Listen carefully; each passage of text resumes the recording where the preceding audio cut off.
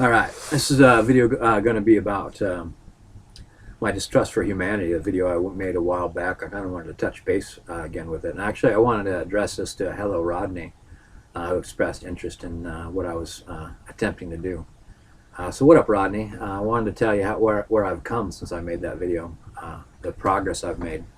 And I guess the progress I've made is insight into dysfunctional thinking.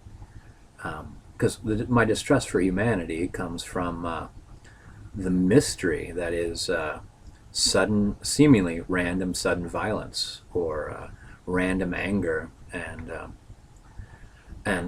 unfortunately, I have an opportunity to talk to these angry people every day, and if what I started doing is approaching them in a real neutral fashion and say things like, "Why do you think that happened?"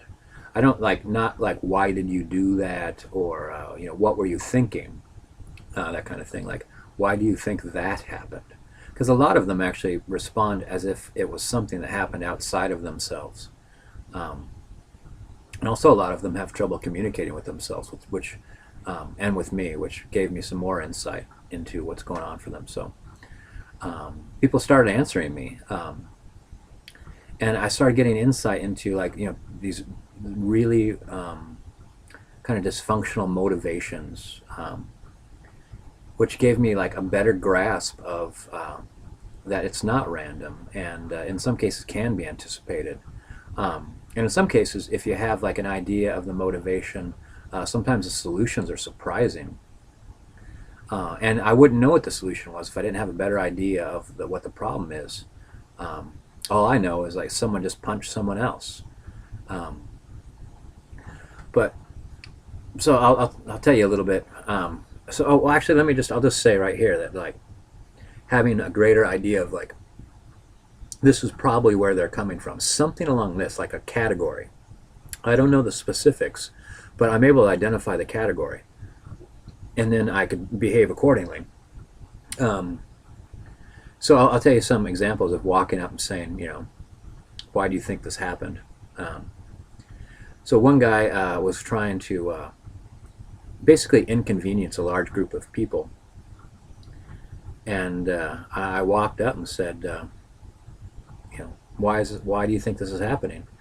And the guy said, because the people getting angry, he's getting angry at them. And when I said, why do you think this has happened? He says, well, some people did this to me before. So I understood that what he was trying to do was get back at the guy that had damaged him or inconvenienced him by doing it to somebody else. Like I can't do it to that guy, but I could do it to those guys. Like he didn't really identify them as people that are just like him. That he had become the bad guy, that kind of thing. He didn't feel that at all. And so my response to that was, I'm very sorry that that person did that to you. And I just stood there, and the guy just immediately got back on track. He stopped interfering with everybody. He stopped fighting. He didn't actually. He immediately behaved like a regular guy rather than like, what he was behaving like.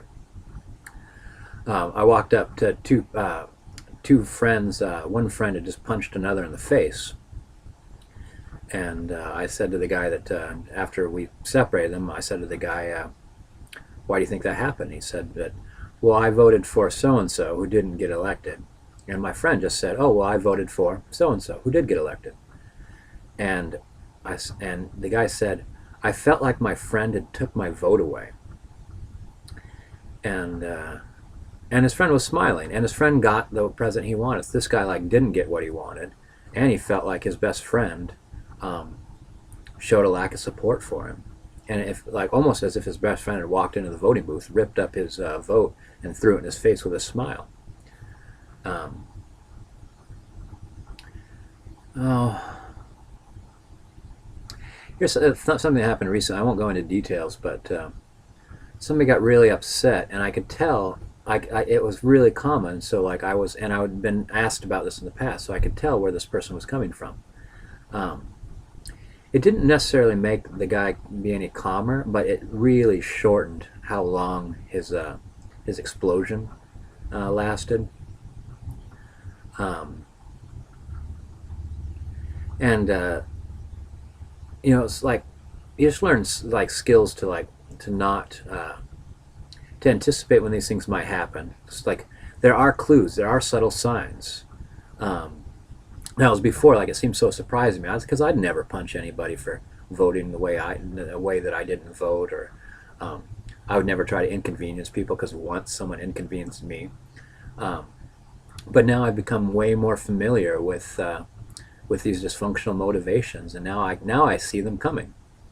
Um, Now I'm able to anticipate the next step, because that's the other thing too. Like when I said earlier about these people are poor communicators, they also really seem to borrow from the same script, like the same kind of movie like or TV show like behaviors. And you just like you quickly anticipate them. I know in that case with the guy I just dealt with, um, there was only two things he hadn't said yet, two different ploys he had tried, and he tried them both. Like I was ready and expecting each one. So the entire time was like, this guy's not saying anything new. He's not doing anything that I'm unfamiliar with. And so the entire time I just received it all with like a really kind of neutral, lack of energy really. And so he wasn't getting what he wanted. Like I wasn't participating in the script. I wasn't responding emotionally.